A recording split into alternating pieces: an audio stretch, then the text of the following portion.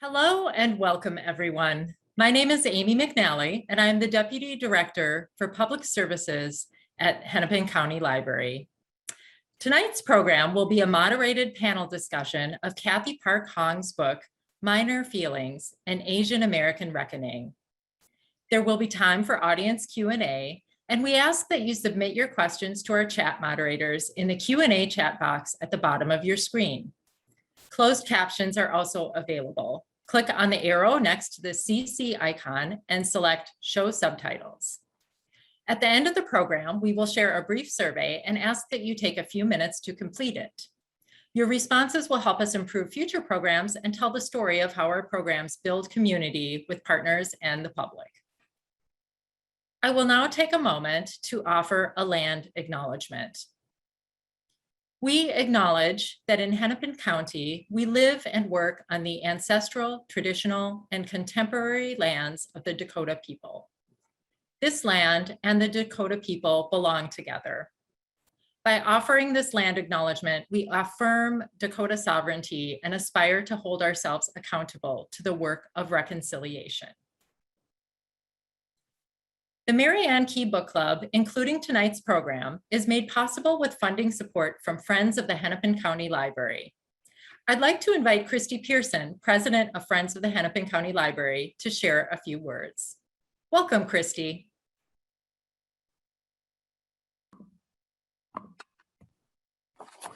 Good evening, everyone, and thank you, Amy. As Amy mentioned, I'm Christy with Friends. We are thrilled to continue the discussion of Cathy Park Hong's Minor Feelings with such a distinguished panel of community leaders this evening. Now, when the Star Tribune first approached the library earlier this year about creating a book club, we at Friends threw our enthusiastic support behind this new venture, which would bring meaningful discussions about race in our region and our nation to you, our library community. So we are proud to stand with Hennepin County Library as a resource for anti-racist learning, as well as an open forum and for public dialogue. Now, these conversations would not be possible without the ongoing commitment and partnership of the Star Tribune, Myron Medcalf, and of course, you, all of our library friends. So my deepest thanks for your commitment to fostering change in our community.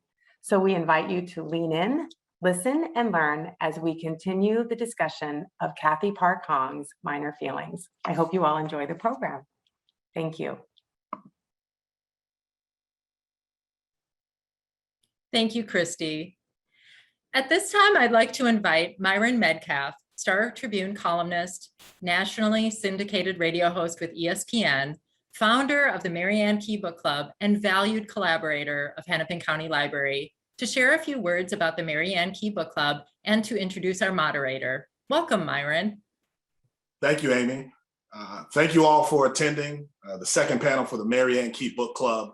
I'm grateful. I started this book club because I wanted my great-great-great-grandmother and others like her to be remembered.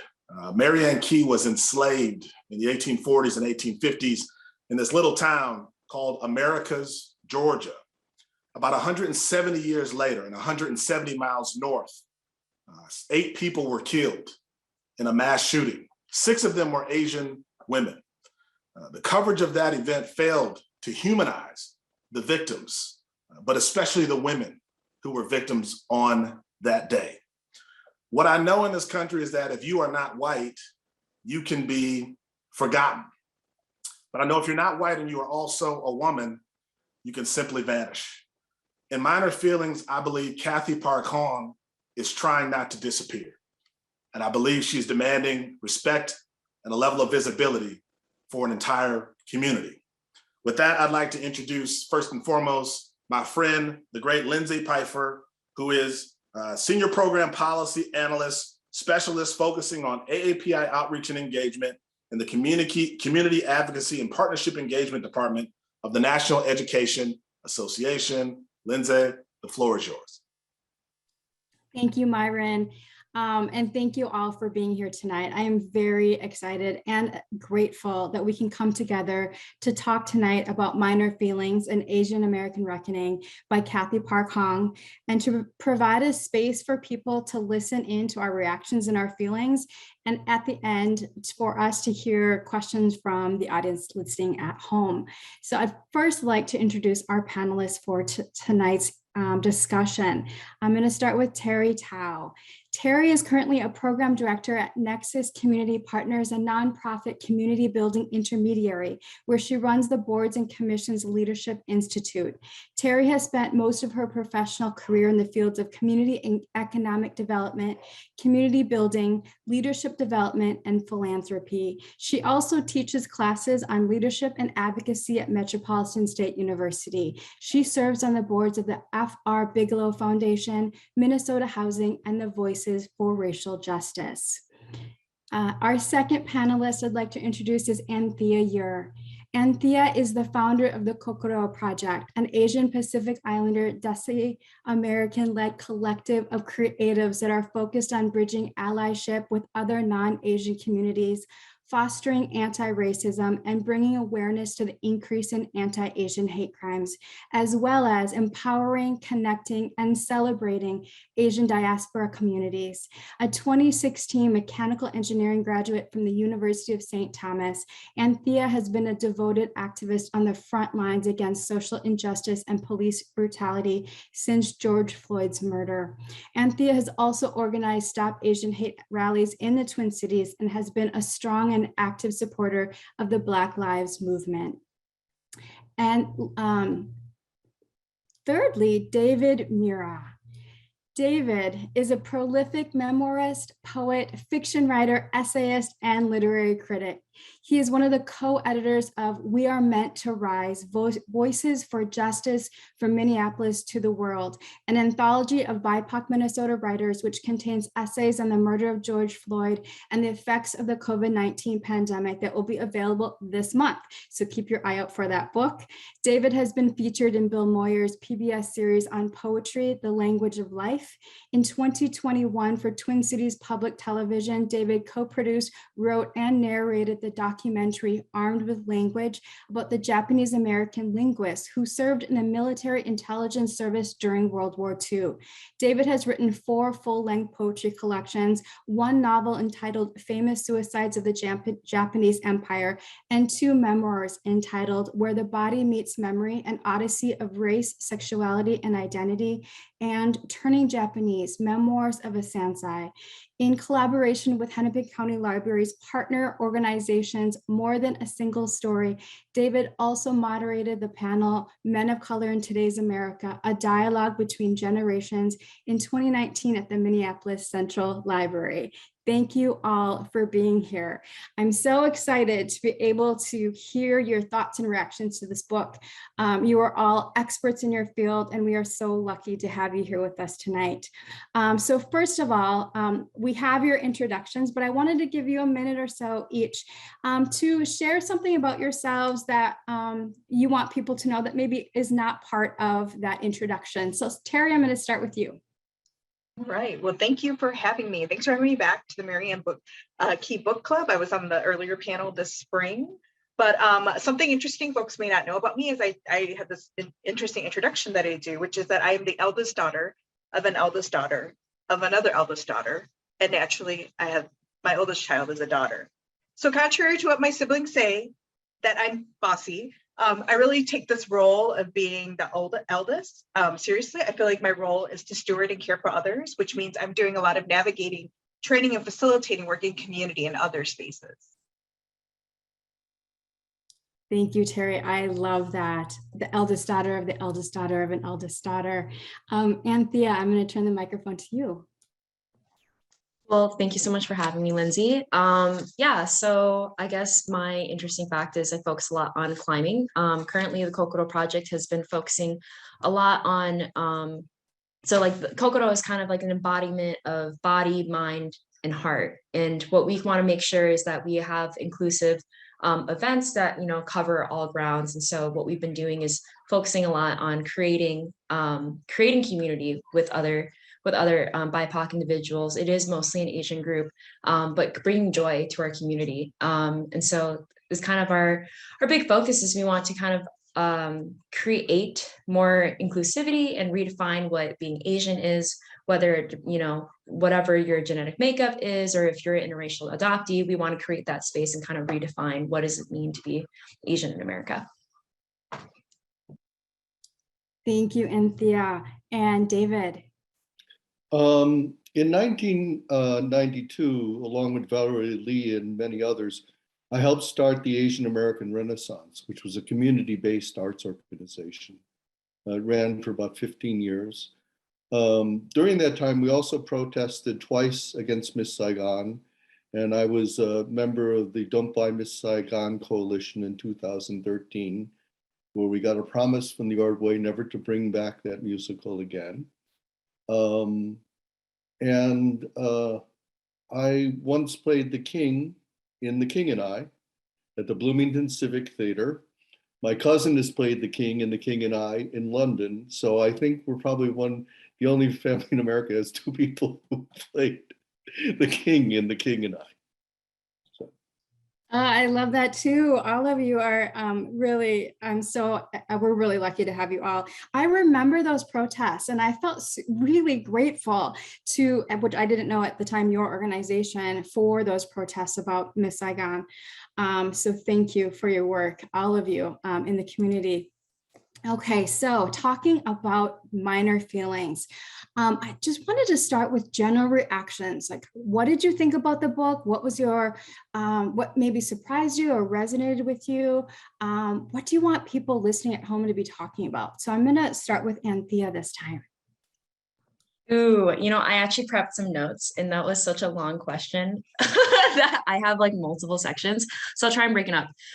So what surprised me, well, I don't know, it's kind of, it's silly to me. And I think it takes, there's some like anti-Asianness that you kind of discover within yourself when you start getting surprised by certain things that, you know, Asian authors are doing. And one of the things that quote unquote surprised me was her, for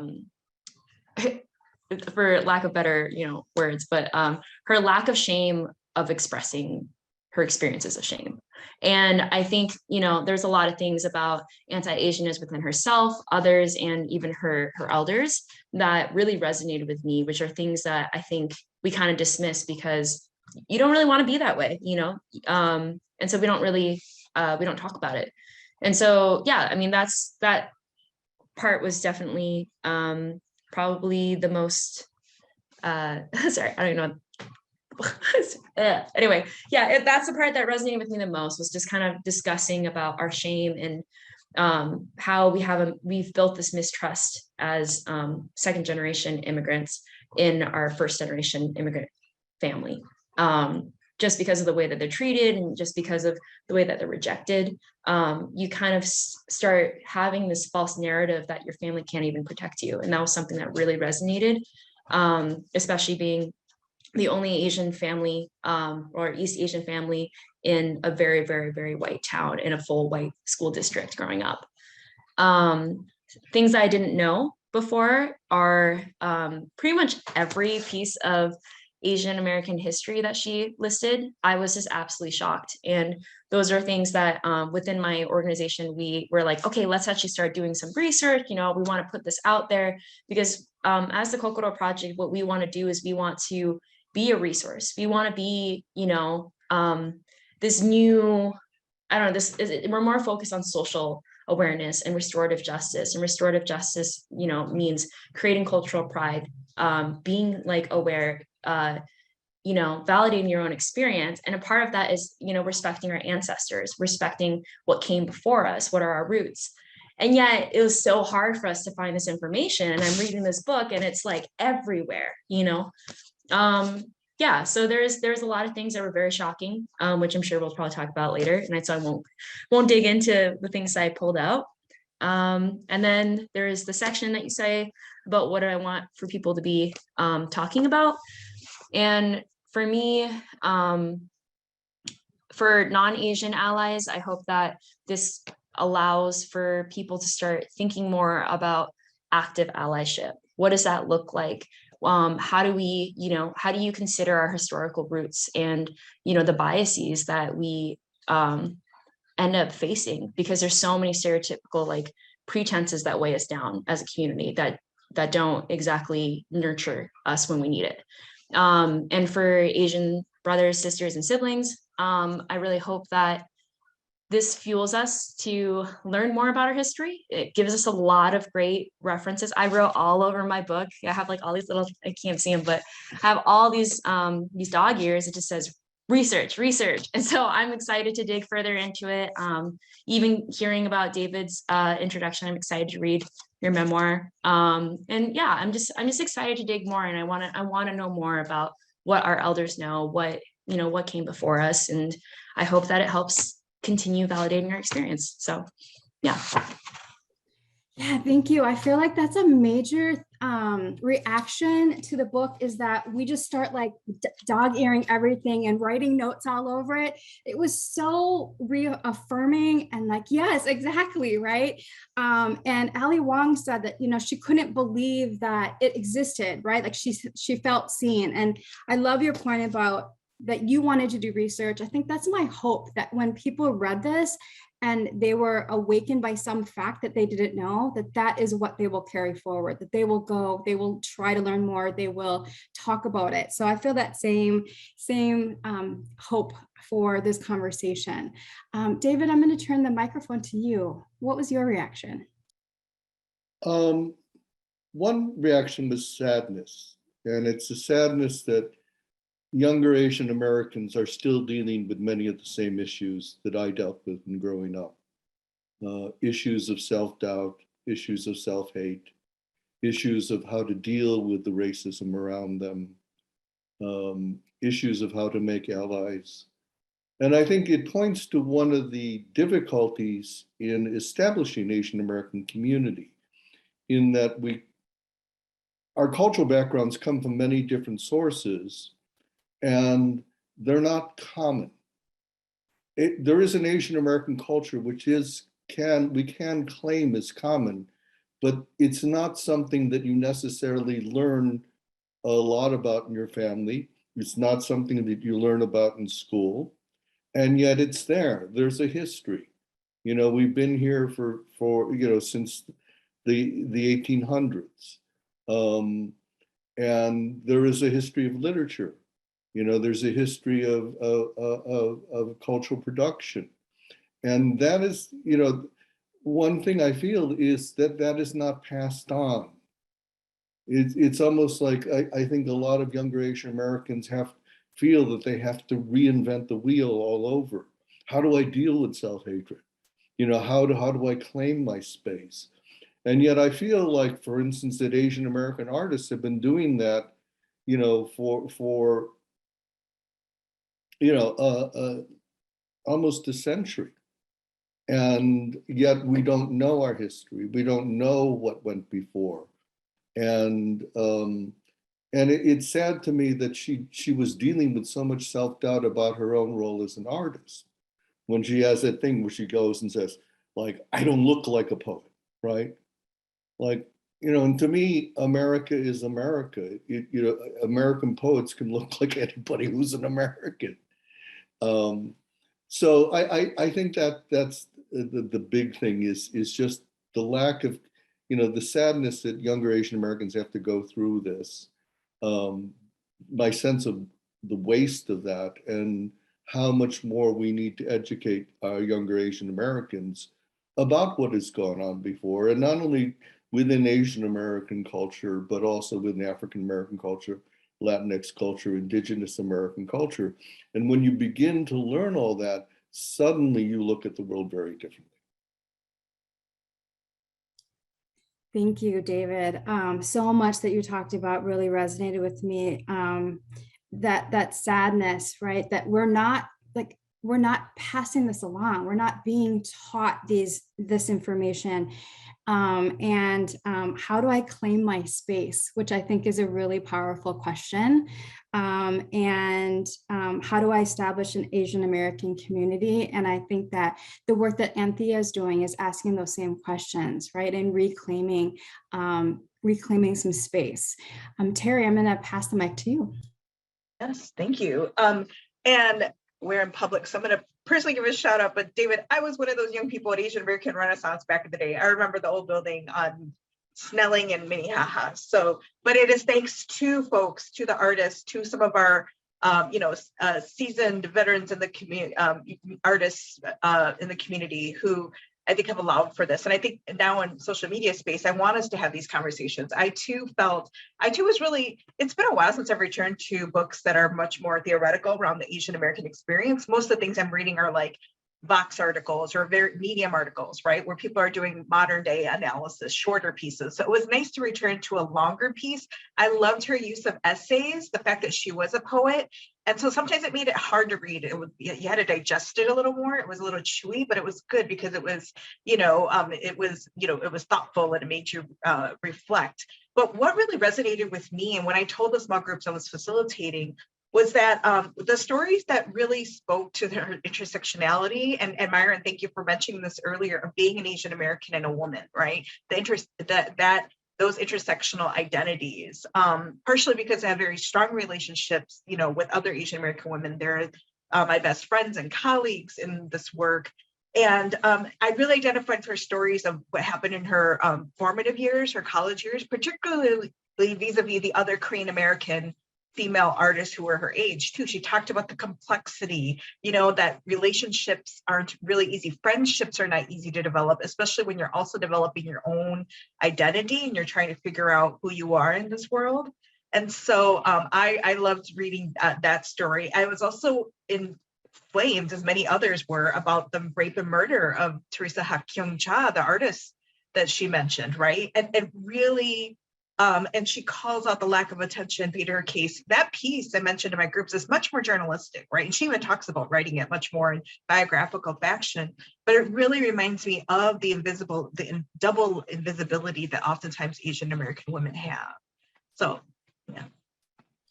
Yeah, that part about Cha's murder was one of those things that I was like, how do I not know about this already, right? Like, and it made me, try to do some research and look things up, and that double invisibility. And I really like the way you said about, like, sometimes you had to just sit and digest it. It was chewy, right? And I had that feeling as well, where you'd read something and you just say, aha, and you had to just go and think about it. There are points in the book that I feel like there's just, as Anthea said, that she has a lack of shame about shame. She's unapologetic. And then there are other times where she shows so much like care, right, about what can she say, what should she not say, that really made me ponder writing styles and like just the creative energy that she was putting into this book, which you're talking about in terms of the essays, which I really appreciated.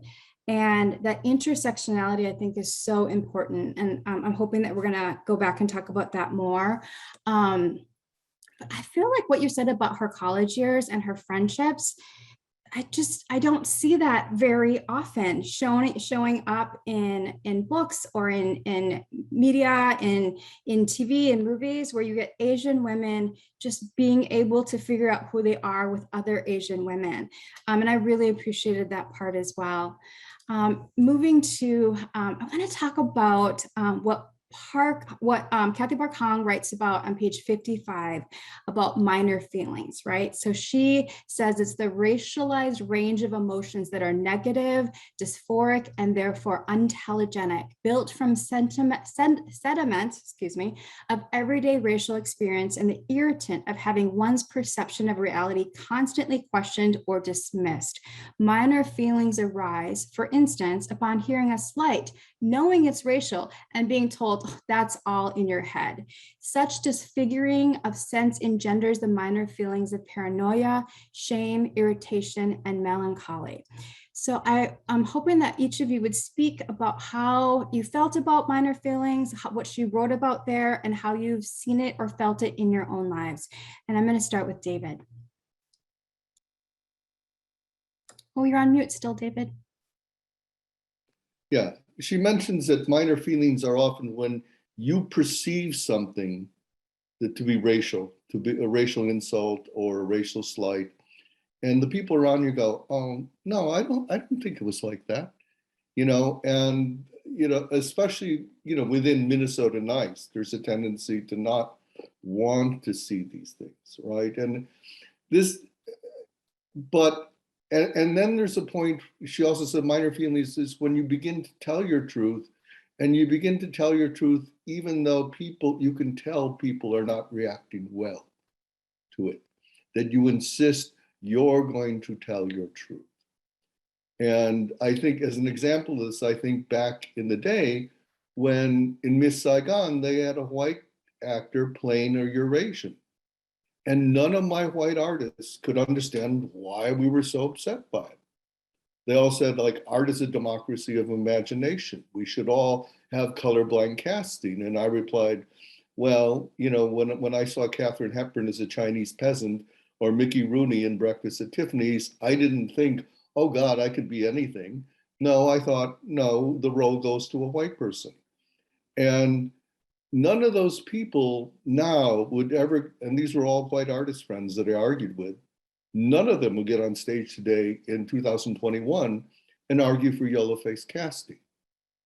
So part of the thing I think about being a person of color in America is constantly your perceptions about race are denied, are slighted. And yet, if you look at American history, for instance, in terms of, say, African Americans, they've always been on the right side of history. That our experiences and our way of looking at things, we see things that other people don't want to see, and we'll get into that later, or don't see. So you need a certain amount of fortitude to push past these negative things.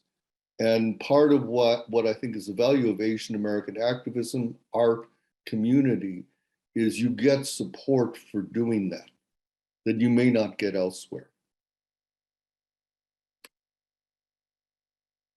Thank you, David. Terri, what was your response? I think I mentioned this to you when we did a pre-book chat, was I said, it really doesn't feel that minor. Like when somebody is questioning your existence or why you occupy space and dismissing it, that's quite major, right? It's similar to, I know, the term microaggressions, right, was actually coined also by an Asian American. It's not so micro, it's quite macro, right? When someone is saying and like gaslighting you, essentially saying it's in your head, it's not real. So for her to call it minor, I just thought it was kind of ironic, because it isn't. I also think that we have to acknowledge too that sometimes again, back to this piece about intersectionality, as a woman, I know, because many of our cultures are patriarchal, that even more gets hidden under the rug. Like, especially, it's not real because you're a woman, your opinions are less valued. And so, and it happens all the time. I haven't got the "what are you" in a while, but you speak English so good, which is already funny, people, if you don't get the joke. There's, all the time, people, there are all these things that but I find, like, calling out, like, in that time, saying, what do you mean by that? Or correcting people. And then people get upset when you correct them too, but they need to be corrected. So, but I think this concept too is quite major. And it just, and I think David's right on, like, the more we have to be raising awareness, like the amazing work Anthea is doing, like raising awareness, saying this is not right, continuing to push back against it will help it so that it doesn't stay minor, or that the minor or majorness of it constantly gets called on. Yeah, I think that's a really good point. That you said I haven't gotten the what are you in a while. I feel like we all can relate to that. And the where are you from? I get that all the time. No, where are you really from? And it is a constant part of our lives, I think. Anthea, what was your reaction?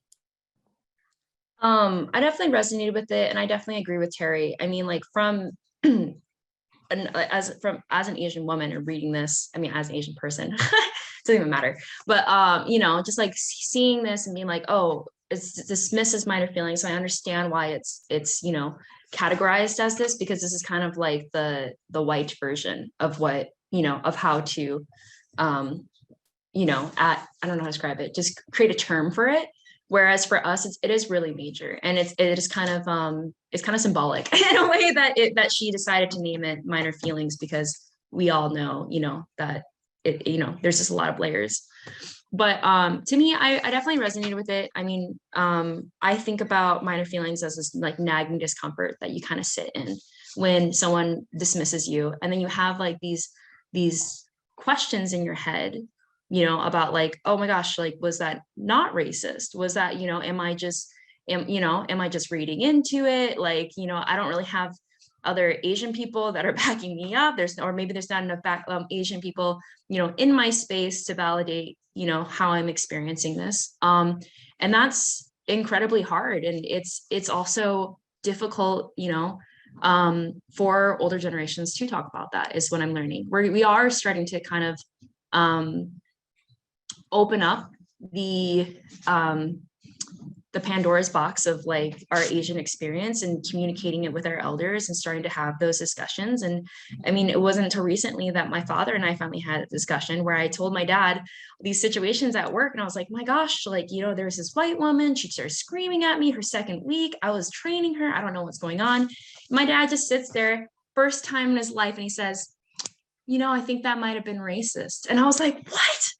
You never warned me. You know, we never had this discussion. You never told me about, you know, I had to kind of fill in the blanks as to why he had a bad time in, you know, in these small white towns, working as the only Asian engineer, getting replaced or used to try and hire people from overseas. You know, I saw it from my father and I saw it from my mother, and we never discussed it. And so I think because of their dismissal, and as a family, because we dismissed it, it created, you know, just like self-dismissal over the years. And honestly, it wasn't until I started finding racial pride that I'm finally starting to create this vocabulary to process this racial trauma. And it honestly feels ancestral, like it's beyond just my experience. Yeah, and you know, and we also see it now, which I really appreciate David talking about Hollywood roles being, you know, clearly from like Asian roots, and yet they're being portrayed by like Scarlett Johansson or whatever, whomever it is. And we're seeing that a lot. You know, a lot of Asian beauty standards, this whole fox eye trend. We're not talking about it. And every single time I've discussed it, people have dismissed me, and they're like, well, you know, shouldn't you be proud of that? Da da da da. Like, isn't it flattering that people want to look like you? I was like, what? No, like this.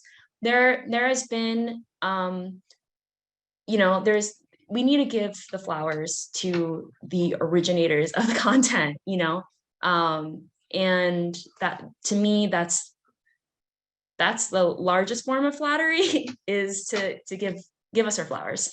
So yeah, I definitely resonate with minor feelings. Can I just add one thing here? Just For sure. That Anthea talking about her father not talking about the racism that he's faced. And to me, you know, there's a part of, you know, at least I will just speak about Japanese culture, where you don't complain, right? You just, the Japanese have an expression, shogunai, it can't be helped. So you just endure, which is, you know, in certain ways a great trait to have, but it doesn't help pass on these things about race. My parents were both in prison during World War II, even though they were born here, even though they were natural citizens. They were 11 and 15 at the time.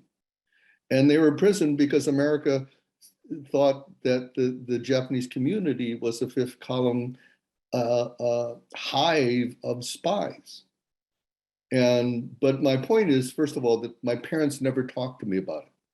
I had a Japanese American friend who said she thought the way her parents talked about it, they were summer camps, not incarceration camps, right?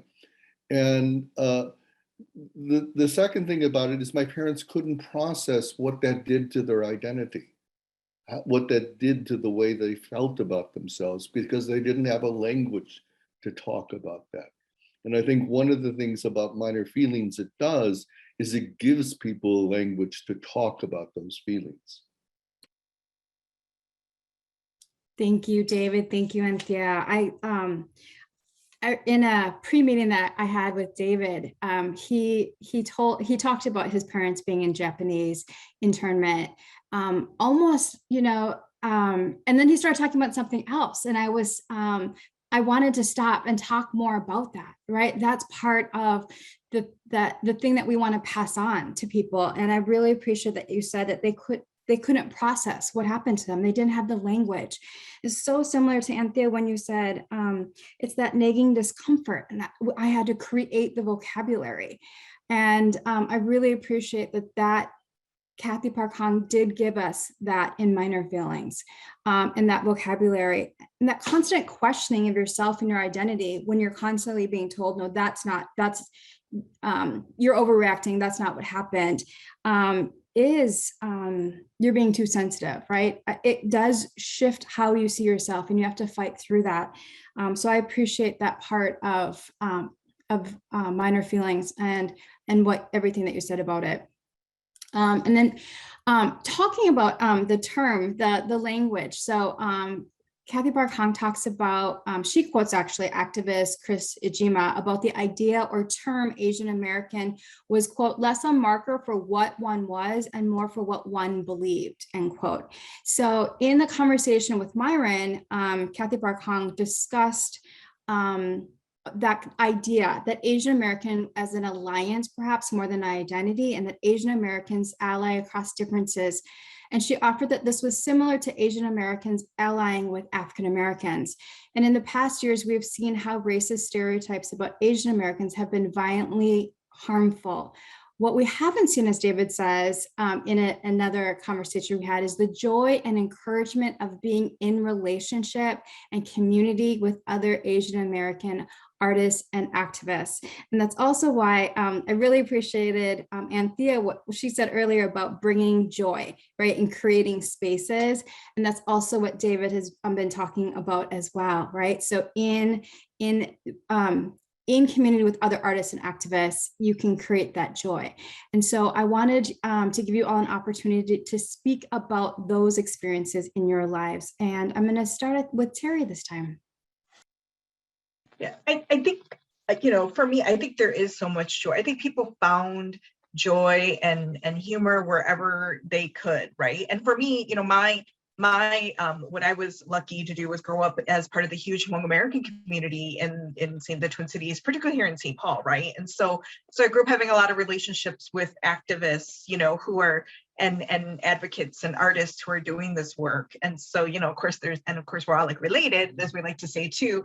But I think, when we're doing this work together, it is joy for all the times we are in we are in pain together, that there is hurt, that there is sorrow. I think a collective culture means there is collective pain and collective joy too. So, and if we didn't have the joy, we really wouldn't survive. I think it's just been a real key survival tactic. I also think when we know the stories of our elders and what they've survived, we don't sometimes, we talk to the minor feelings, they don't, that's part of the reason why they feel minor. Cause I'm like, if my elders did it in the woods of Laos, I shouldn't be complaining so much, but at the same time, it's because they've survived so much that we think about the legacy in that way. So, yeah.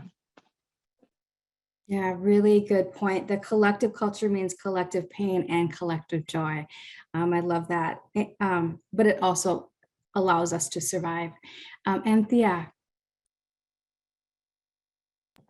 Yeah, so just a little bit of background. I actually, before this chapter of BLM in our city, I actually did a lot of work with the No DAPL, so back at Standing Rock.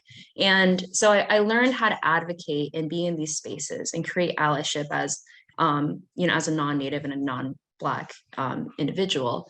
And it wasn't until the Act with Georgia killings that struck a very strong chord with me, because I used to live in Ackworth, Georgia, which was really hard. And so, so I didn't really know how to create, how to advocate for myself. It was really strange to start realizing, okay, you know what, I want to express this, and I want to create spaces for all of us to mourn and for us to, you know, to be around one another, because I think and as Asian Minnesotans, a lot of times we are immersed in more white communities or non-Asian communities. And so to share space in a time of grief is really important.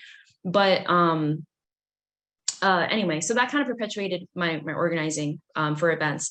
And then there was like this thing where I ended up going back to George Floyd Square, and all the organizers there were like, hey, where have you been? Da, da, da, da. And I said, well, you know, the Akron, Georgia killings happened. I'm kind of needing some time to process that because it's been really painful. And that I ended up getting involved with a bunch of organizing for different organizations too. And they said, you know, I feel like the Black community, like, because the verdict is coming up, we're raw, we're sensitive, but we don't want to dismiss what's going on with the Asian community, because the verdict is around the corner. So let's invite you guys in, let's do this. And like I'll, you know, they're like, we'll give you the reins on how that to look.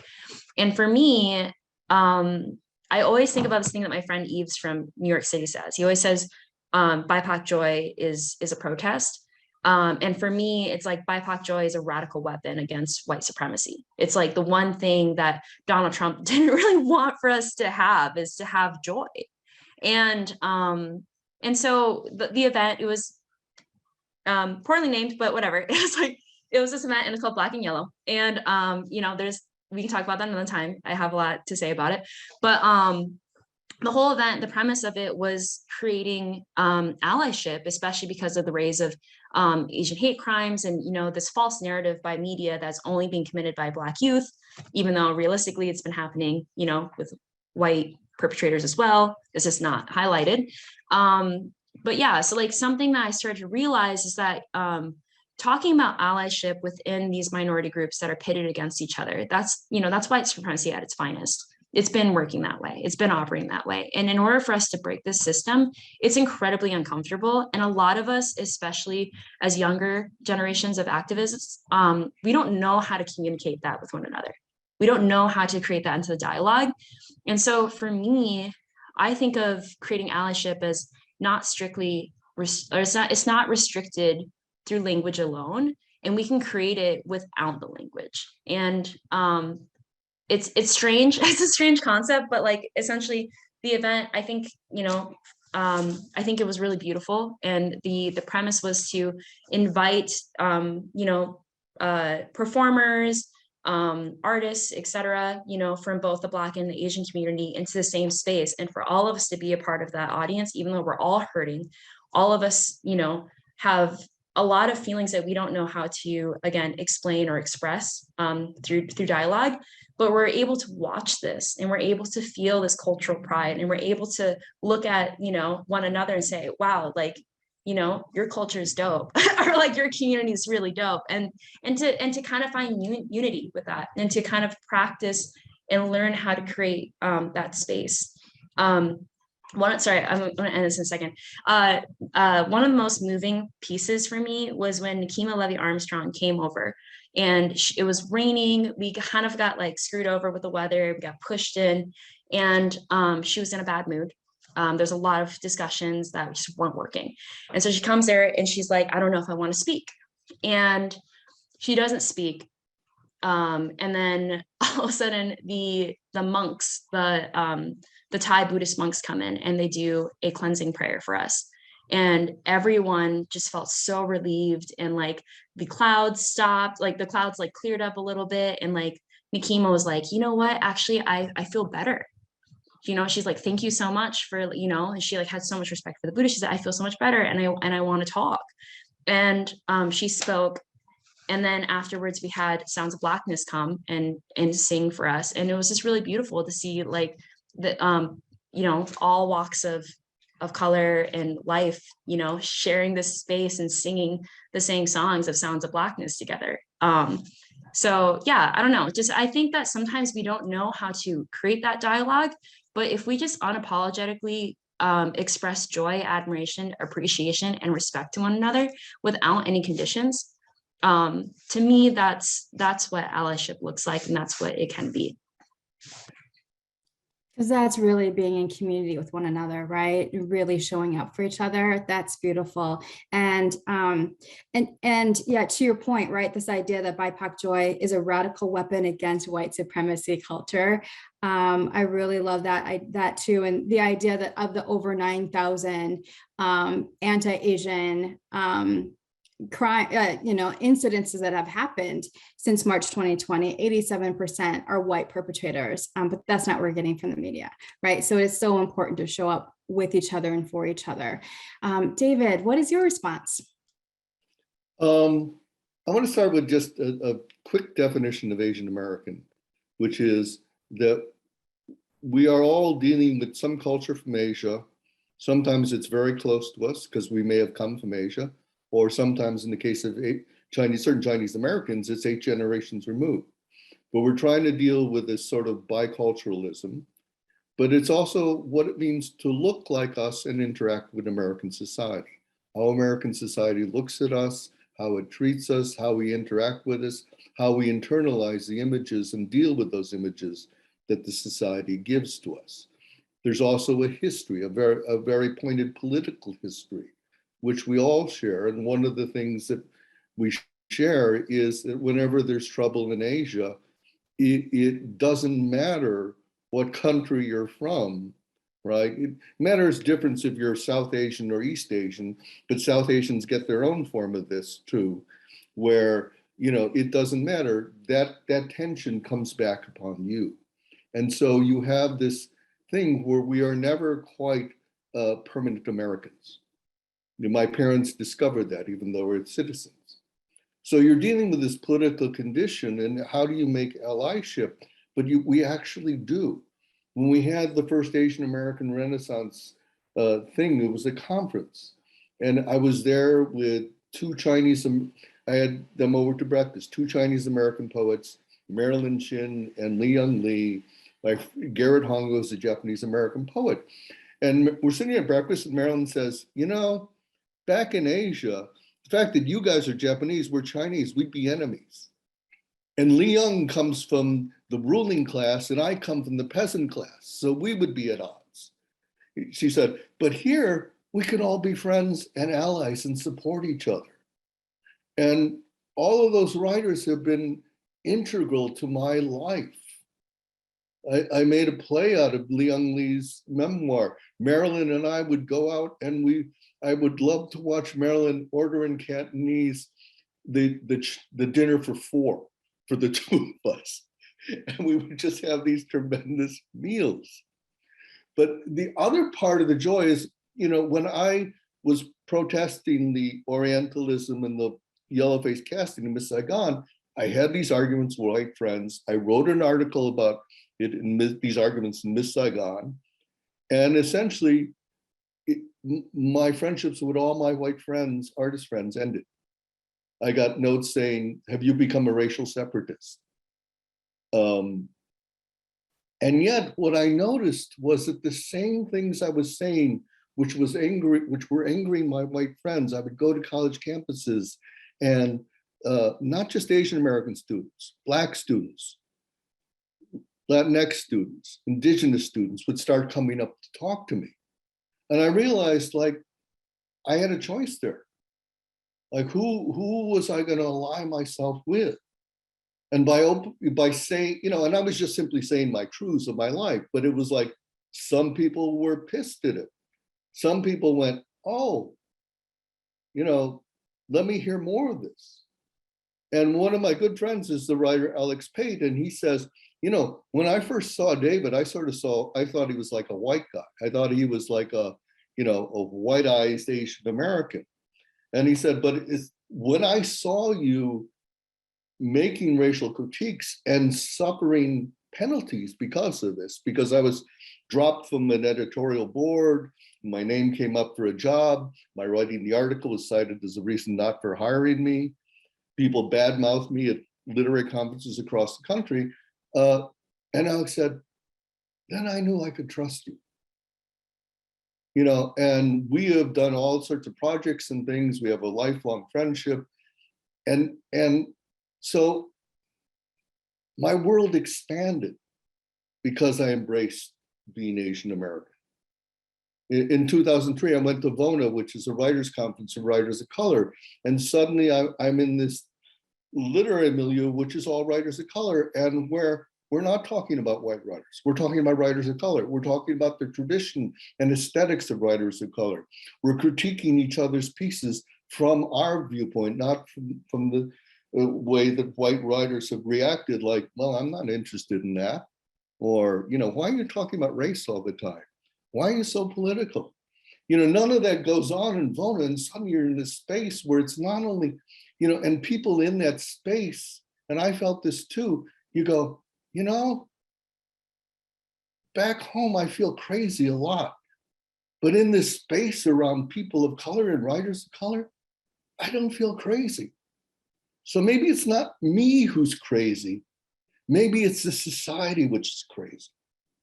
And maybe this is a space where I can heal from that, where I can find a language to express myself. And that there's such joy and power in that, right? And I've been in so many different spaces, not just Asian American spaces, other people of color, that I know I wouldn't have if I hadn't really embraced my Asian American identity. And I've led a far more interesting life than I would have if my parents raised me to think about myself as white. When I was in high school, white friend would say to me, I think of you, David, like a white person. And I would think that's really what I want to be. I grew up in a Jewish suburb of Chicago. It was all white. And it was only a late 20s when I started reading Black writers and I realized, oh, Jesus, I'm not white. I'm never going to be white. Who am I? And I found in the Black writers actually a language to talk about the issues of race that I found in none of the white writers I had read. And I had read through the whole Anglo-American tradition as a PhD student. And then I began reading Asian American authors, in the IE anthology, and suddenly I was a different person. I had a different direction as a writer, but a different direction in my life. And so much joy, so many relationships, so much laughter has come out of that. And in part, part of that I find missing in Minor Feelings. It's not that all the negative stuff she writes about isn't there. It's true, it's there, it's real. I'm pleased that she wrote about it. But like I've had some terrific times with other Asian Americans, people of color, that are joyful, laugh-filled, empowering, freeing. Yes, absolutely. Anthea, do you want to add on to that? Can I just add one last thing? I know we're going over time on this one, but just to kind of like clear our palate, because there was so much negativity in this book, I want to remind us of that adorable story of her Korean family going to a new town and then going into the yellow pages and looking for I forgot what last name they ended up using. I had it bookmarked, but they found another Asian last name and called them. And then that family was so excited that they met up with them and showed them all around town. That was I was like so excited. I was like, ooh, BIPOC joy. I can't wait to write about it. And that's the only thing I wrote in this whole book. But just to remind ourselves of just that one moment. But I totally agree with you, David. there isn't enough joy in here. I really love that you said my world expanded when I embraced my Asian American identity, and that you found the language. There's a healing space in that. That is such a powerful lesson that I hope we all hold on to, right? To embrace our own identities, to be in allyship and community with other people that are BIPOC. I know you're just talking about joy, and that's such a lovely space. And we're just going to extend this conversation a little bit, just so you all know, because we should talk about this other part of the book. Anthea, I love that part. But I want to talk about, there's a passage on page 82 and 83, where Hong writes about experiencing racism while being with white friends. And I was struck by her responses said, so she experiences racism and she didn't want to make her friends uncomfortable. So she dismissed it.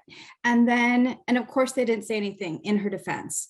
And I thought that wasn't even like a thought for her. She just didn't want to make them uncomfortable. And then when she tells them, oh oh, I'm going to go say something. And her friends encourage her, right? They don't back her up. They don't say, well, let me step in here.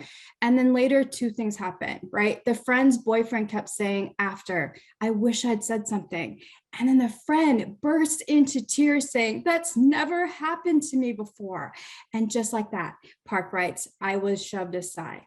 Right. So just like that, the experience that happened to her was taken over by whiteness, white fragility, white tears, and centering that experience at whiteness.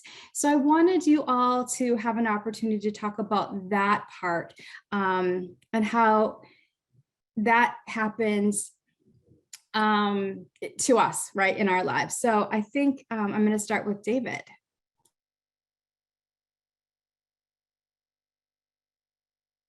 Oh, you're still muted. One of the ways I would contextualize what happens is that a few pages before this, she talks about white innocence. And she talks about white innocence not just as an absence of knowledge, but an active repelling of knowledge. So you can see this in the reaction of the friend, because she's so wrapped up in her feelings. It's very clear. She never asked, well, Cathy, how are you doing? Right? She doesn't even ask that.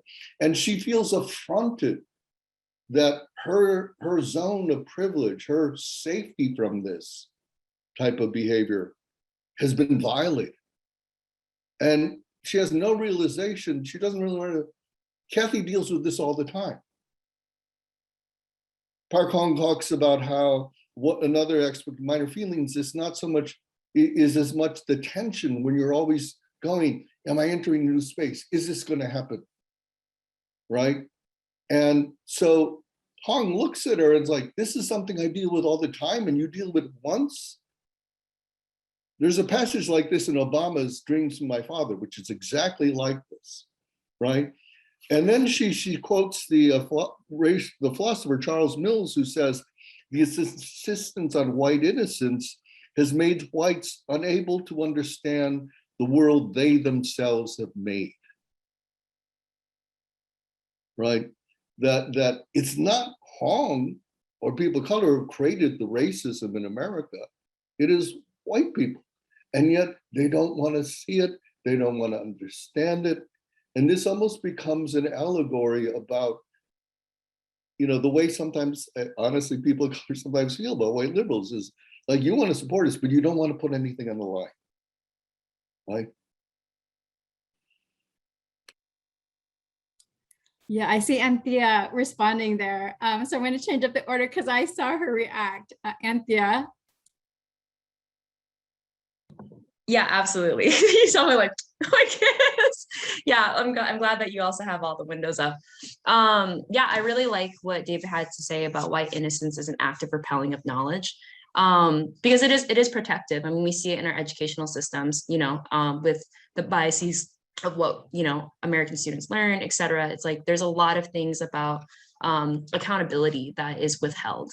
And it's the protection, like to be silent and to not address these things is to protect themselves and to preserve their whiteness and to preserve their perspective. And I know you said, like, have you experienced something similar? And it's really funny because I was reading it and I was trying to backtrack, but I have dismissed myself so many times I couldn't even remember. But it was like deja vu, like reading it, because I was like, I know this has happened to me. I just have survived it. And I've, it's been normal. It's so normalized in my life. And I guess like one of the examples, which I'll just cut it really quick and short, is with the Ackworth, Georgia killings. After that happened, a lot of Asian Americans didn't even, we weren't not given permission to validate our grief, to validate what was happening, because there was a false police narrative, as well as false media coverage of what even happened. It was even, it was like under investigation about whether or not that was a hate crime. And so that seemed to be like a large conversation that we had to, we had to start throwing ourselves into if we wanted to even have the space to talk about it.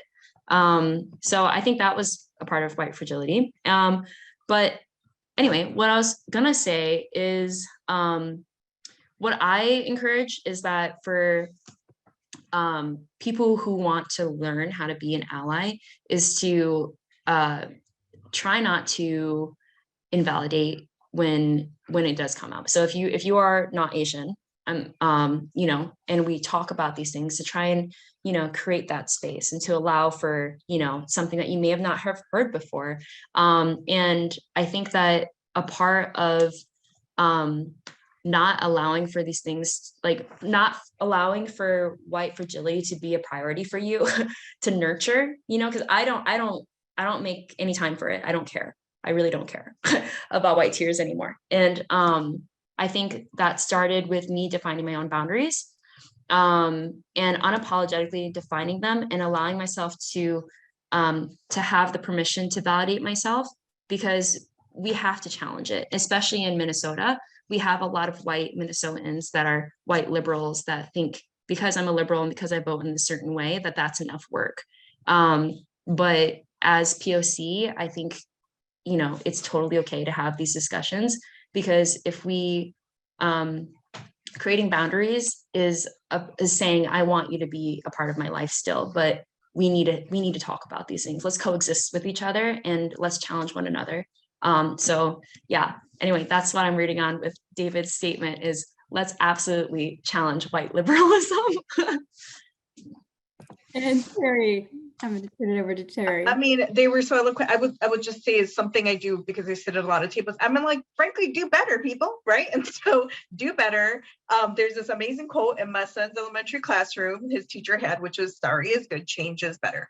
And it's absolutely, it's do better. And I think that's the thing. It's like, yeah, decentering it, naming it for what it is, shaming it for what it's been doing, and then changing as a result, which I think it's like very, you know, but it is that accountability piece on the individual level and that structural systemic level that is hard. I think we're getting there. We certainly, as I've actually in the tables where I sit at the policy, we're land of 10,000 disparities, and now we've got the shared analysis. But let's work, you know, as we're trying to move towards greater racial equity, social justice, liberation, humanity. It's just we have to move towards that, and it will be spaces where there is pain and tension.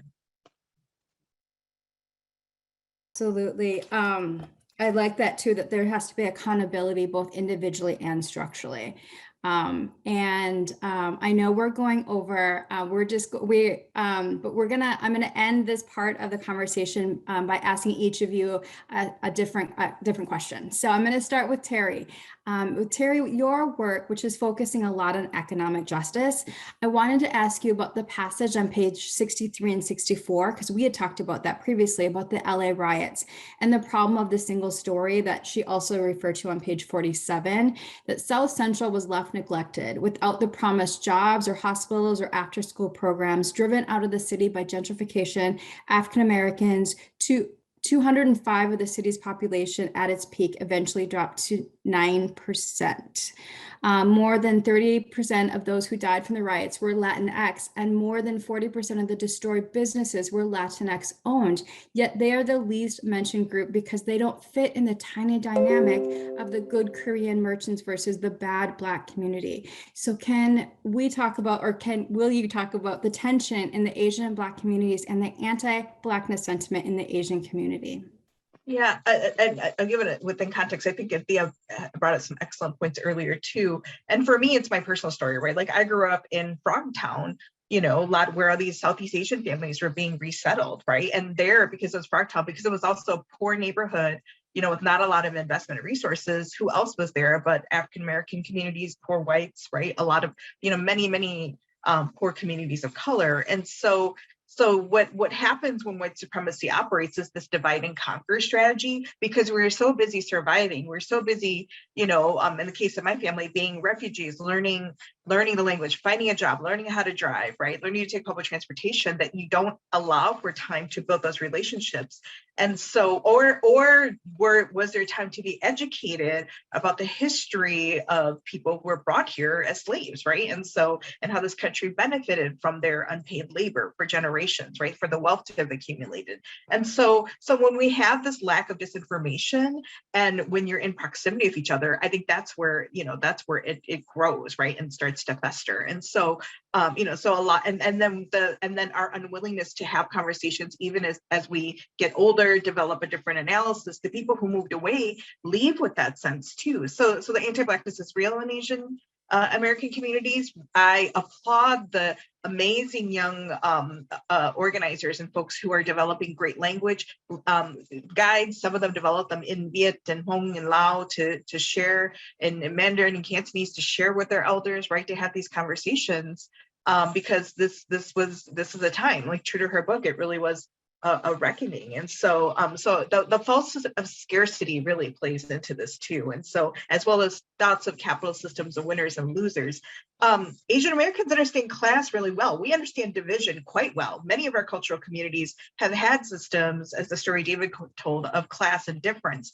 So the fact that the United States has another system is like, okay, we get it, right? And then again, the fact that Asian Americans have always been wedge communities too. Like some people just sat in that and they were like, I'm fine because this is, we're here trying to survive, right? Trying to, take care of my family, do what needs to get done. And so we do have to unpack a lot of these things. Short end story is that, and I think so I really appreciate the efforts we're doing to build solidarity with each other. There was, I think it was last year, there was this Asian American elder, a woman who was attacked on the light rail line, I think at Western University, and it was in the news. What people don't know is that she was attacked unfortunately by a young African-American youth, and that there were organizers from both communities who were working to do a restorative justice practice for this young person, for both who had been on both sides. And I think we don't tell those stories. We don't, how we are all trying to design the pain I said earlier, the harm, but how we try to repair the harm so that these things don't repeat.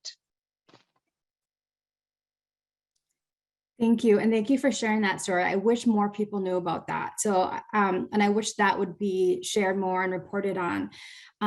Moving to the next question, Anthea, I'm going to focus, I want to center the next question on your activism with George Floyd and after he was murdered, and your work with creating solidarity. And I know you've talked about this already between the AAPI and Black communities.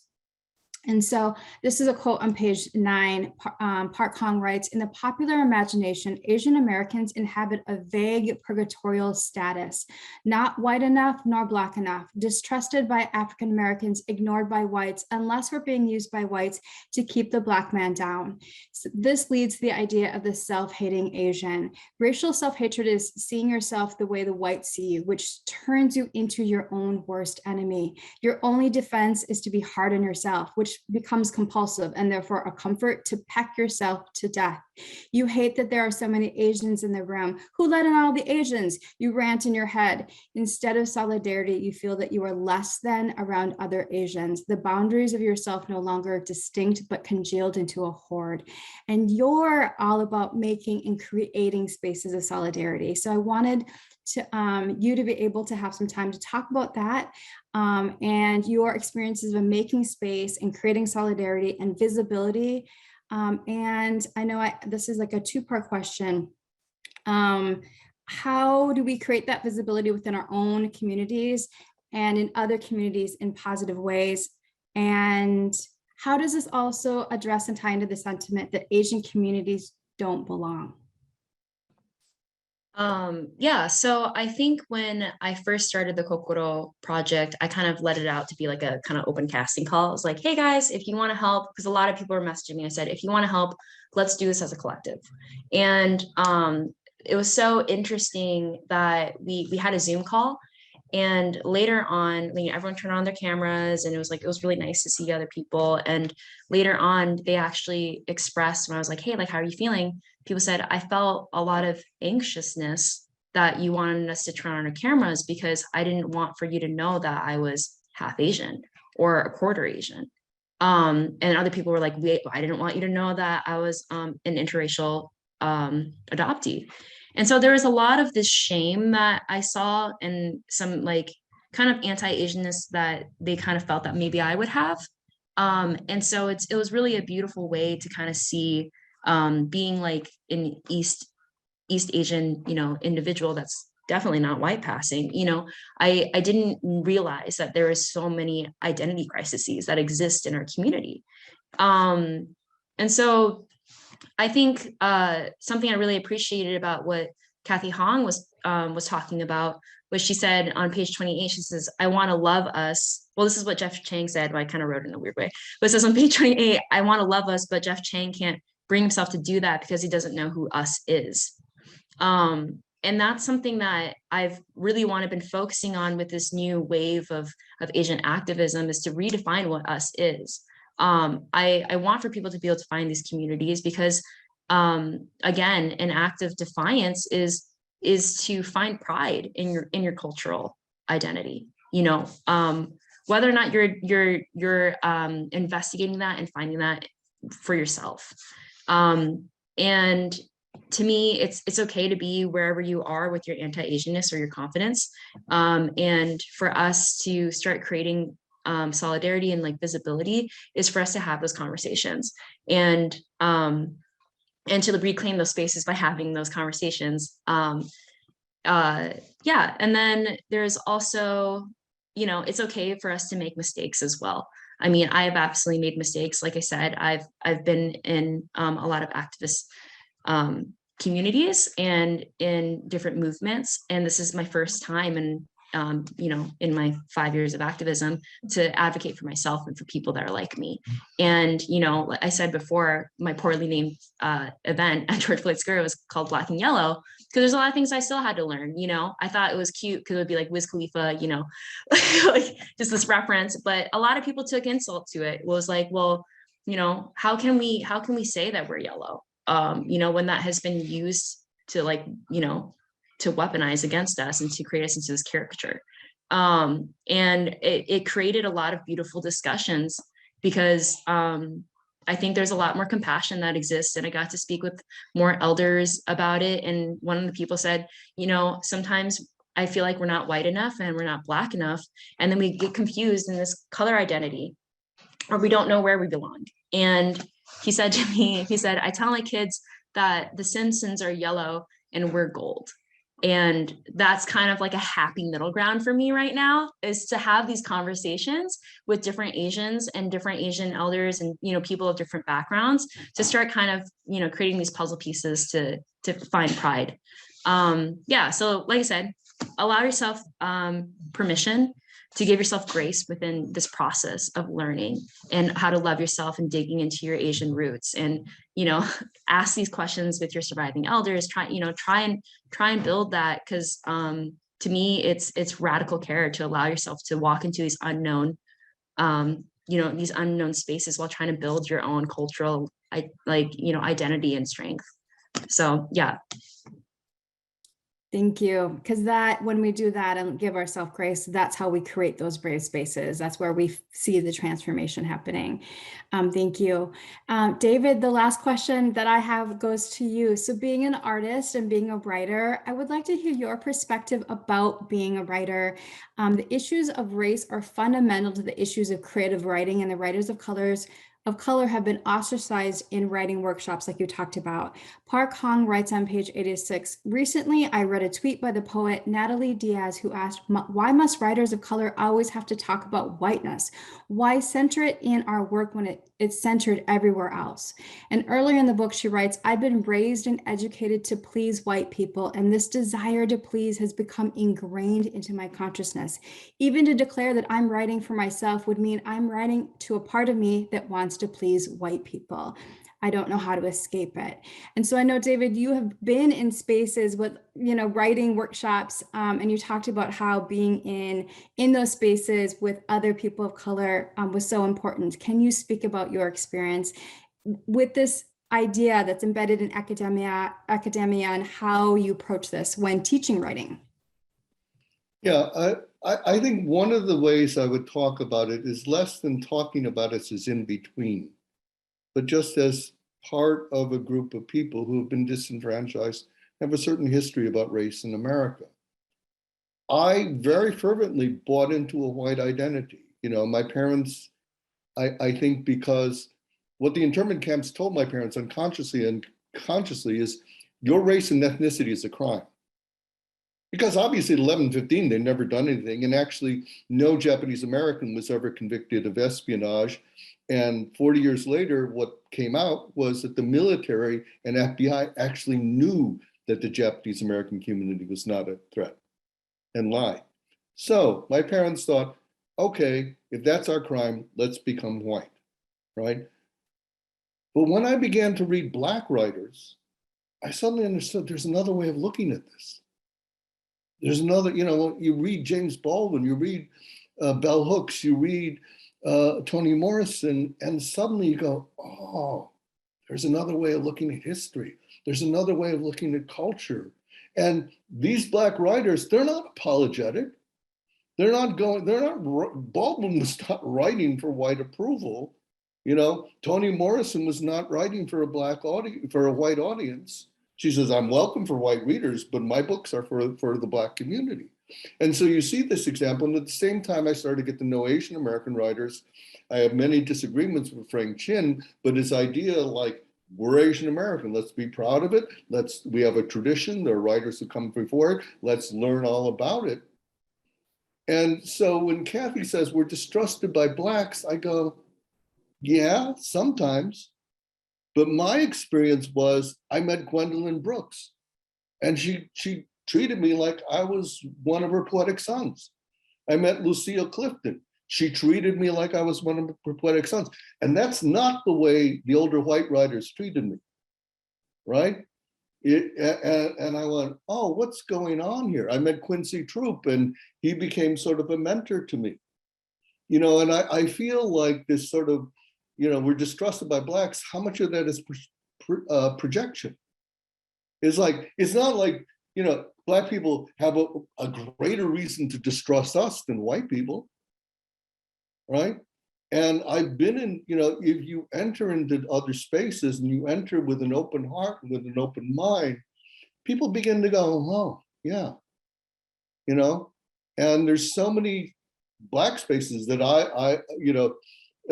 or different people of color I've intermixed with. And if you go in and you just want to listen and learn, and people understand that, right? They go, oh, okay, you want to learn here. And as long as it's like, I'm not telling you your world, I'm not telling you what your life is like. I want to hear what your life is like. And then we realize, like, we're stronger with each other. And we learn from each other. I did a bunch of stuff with my friend Alex Pate, and we learned from each other, right? We learned about each other's worldviews, and there are possibilities for alliances so I feel like part of the way Cathy was trained literarily was so white. And I understand it because I was trained so white. But after I left graduate school, I retrained myself. And I read other writers of color, and I met other writers of color, and they brought me in, and I taught this course on third world post-colonial English with writers from the Caribbean, from Africa, from India, writers of color. And I realized, like, if you put Toni Morrison in that group or Leslie Marmon Silko in that group, they fit. But if you put John Updike or Jonathan Franzen in that group, they would look like they came from another world. So then I thought, when we're talking about universal standards in writing, whose universe are we talking about? Who gets to define that universe? V.S. Naipaul said of John Cheever, I'm not interested in him because he's not of my tribe.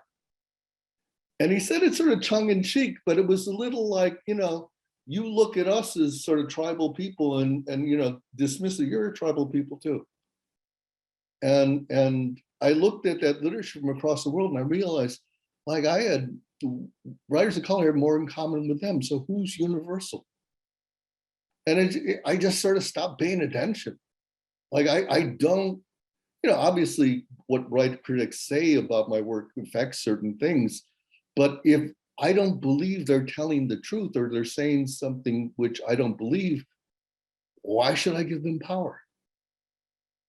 You don't want to give people power who don't see you, right? If they don't see you, why would you give their judgment any power, right?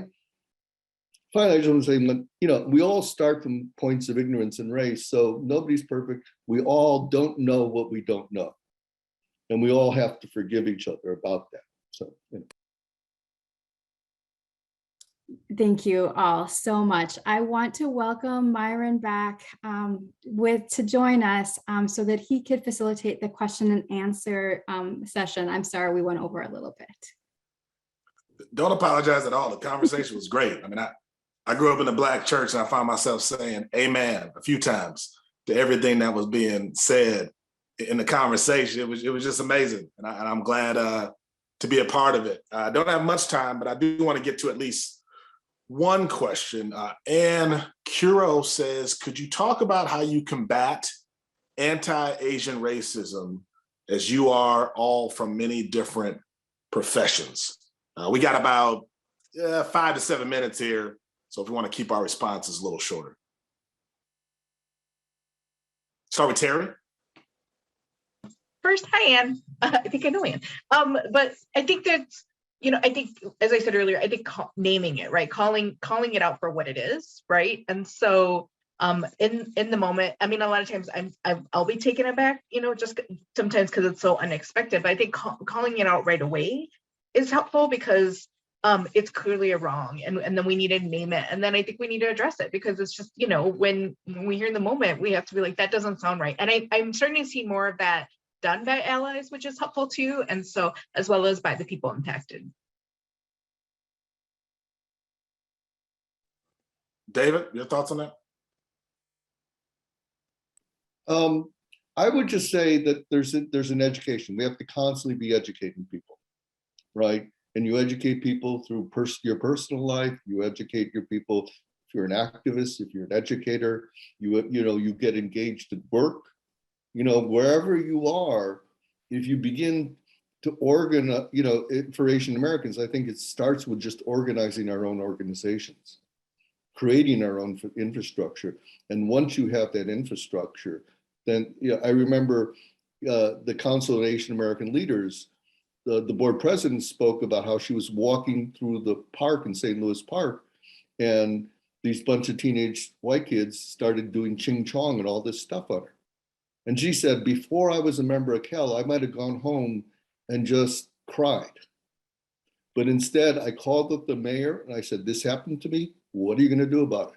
I called up my council member and said, this happened to me. What are you going to do about it? And they began organizing stuff to deal with anti-Asian sentiment in St. Louis Park. And it's through these organizations that we then, as I said before, empower ourselves. Anthea? Yeah, I've definitely faced this in the engineering field. I had a coworker that used to call up a Chinese restaurant every Friday and then mock the people on the line for the whole lunch period afterwards. And, there was definitely that moment where I was so shocked by it and I didn't know what to do. And for me, I think it's hard because a lot of times when we do start addressing things, this is the whole point of minor feelings, that the moment that it comes out, it's dismissed and it's like, oh, you're being so aggressive. You're being, you're just an aggressive, angry POC, they just like expect for us to, follow in a certain category of how we would respond. But what fueled me was protecting other Asians within that, within that office and within that space, knowing that, when we do get interns, I don't want them to come over here if it's an Asian intern and feel like, wow, they really don't care about my existence. This is what the work field looks like. And, I think just don't be afraid of the discomfort that you're going to be in, because a lot of times you're going to get gaslit and it is uncomfortable, but it is a part of taking a radical step to try and create more space for us. And as David said before, how do we claim this space as our own? And I think that's kind of the first step. So don't be afraid. One of the things I love about this book is that Cathy Park Hong is not afraid to express the full palette of emotions. She's given herself permission to feel the hope, the joy, but also the pain and the disappointment and the anger.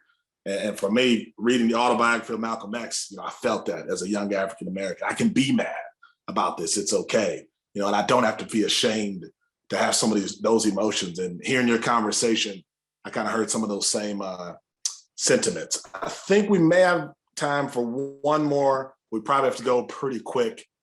Kristen says, I realized that I learned very little about Asian countries while growing up. Do you think it's important for all American students to learn more about Asian countries or to learn more about how people who have Asian heritage here in America have been treated and have fared in the United States?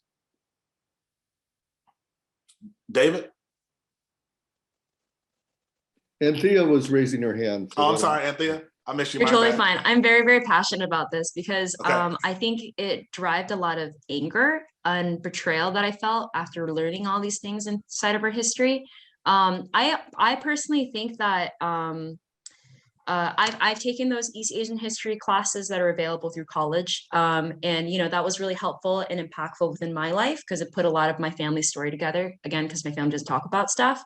But to me, I would prefer that we learn about our Asian American roots here and the oppression, because, I think a lot of times, we learn, American history is gruesome. It is horrifying. There's a lot of acts of violence. And in order for people or for Asians to start healing this ancestral trauma and to understand why is it that we're greeted with so much disdain, at the door when we go into this country, I think it's important for us to understand what those roots are and why do they stem from there. Sorry. Dave, we got about 30 seconds to answer here, but I want your thoughts. I would just say, I agree with Anthea, but it's hard sometimes to separate the history, right? You to know about the Hmong community here, you have to know the way the Hmong interacted with the American forces in the Vietnam War, and that the Hmong fought for the American forces, and then they were screwed after the Americans left. And you have to know that, right, in order to know even why the Hmong had to flee Laos. And Terri? And I would hope also that if you're learning about whether it is Asian history, certainly Asian American context, but if you're learning about Asia, certainly about the history of colonialism, right, in Asia, because that adds another dimension to this too. So please also learn about that. Well, I just want to say thanks for everyone to participating. I want to turn it back over to Lindsay Peifer to close this out. Thank you. I want to say thank you to Hennepin County Library for choosing this book, to the panelists tonight for sharing your wisdom and insights with us, to Myron Medcalf for starting this conversation in the first place. After the Atlantic shootings, Myron called me and we started having regular conversations on how we could stand in solidarity together. And today we see what I hope is just the beginning of that community conversation. I hope people continue having this conversation within your own circles of influence and invite people into those circles. I hope people create new circles of influence and uplift and proactively include diverse spaces, voices in those spaces that can create change in politics, policies, practices, and thought processes, and not just as an afterthought to react to what has already been decided in those spaces. I hope that we continue to take time to listen to one another and to learn from each other and keep our focus on fighting systems of oppression and not fighting one another. Lisa Ling said, if you don't have context for AAPI people in this country, it's easy to scapegoat them and dehumanize them. And I think that Cathy Park Hong in this book provides both context with historical information and a personal story that humanizes the AAPI experience in the United States. I would just like to end with saying 3 resources if you don't know where to begin. Stop AAPI Hate. They have many resources, including the report from August that shares information about the 9,081 anti-Asian incidents that were reported starting from March 2020 through June 30th, 2021. Next Shark, which is an Asian American online news source, which has a lot of good information and and stories that we don't see in other places in the media. And also there is storybooks published by UCLA Asian American Studies Center. There's one called Vanessa Unmuted, and that is developed in response to the increased attacks against Asian Americans during the pandemic. And it was developed in collaboration with the Los Angeles United School District, Koreatown, Pico Union Community of Schools, and the May 19th project. It can be used for free by teachers and students. If you need other resources or have resources you want to share, please feel free to contact me, lpifer@naa.org. Again, thank you all for being here tonight and have a great night.